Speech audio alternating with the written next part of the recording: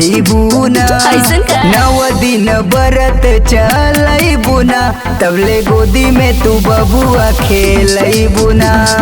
नव दिन बरत चलैबुना तबले गोदी में तू बबुआ खेलैबुना। ठीक बा हो। जय मां।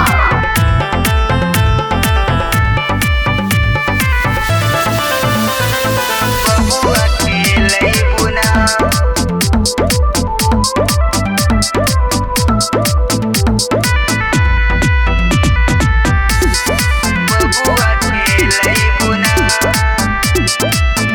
सुनी चला चली कोरी सैया पूजा की तैयारी सैया माता रानी पहाड़ी बहुत दुलारी सैया। अरे ये जी तनी जल्दी करी ना। तू ही लेट करता रे। अरे ना जी पूजा पाठ में ध्यान तू लगाव जनी एने ओने मन भटकाव जबले मैया जी के श्रद्धा पुरैबुना नव दिन बरत चलैबुना तबले गोदी में तू लइका खेलैबुना। नव दिन बरत चलैबुना तबले गोदी में तू लइका खेलैबुना। सोही में हाँ हो। जय मां।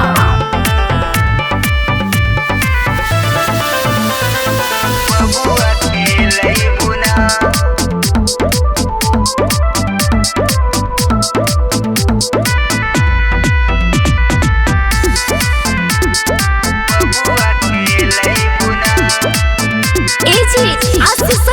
मूर्ति बिठाई सैया रिवाज से हो करब हम पूजाई सैया। अच्छा ये तो बहुत बढ़िया बा। सुनाव हो अब धनी जनी लेट तू लगाव अच्छा जाके घरवा के अंगना लिपाव हो जबले मैया जी के आसन लगैबुना नव दिन बरत चलैबुना तबले गोदी में तू सुगना खेलैबुना। नव दिन बरत चलैबुना तबले गोदी में तू सुगना खेलैबुना। एहो नव दिन बरत चलैबुना तबले गोदी में तू बबुआ खेलैबुना। बात रहो ठीक है बा।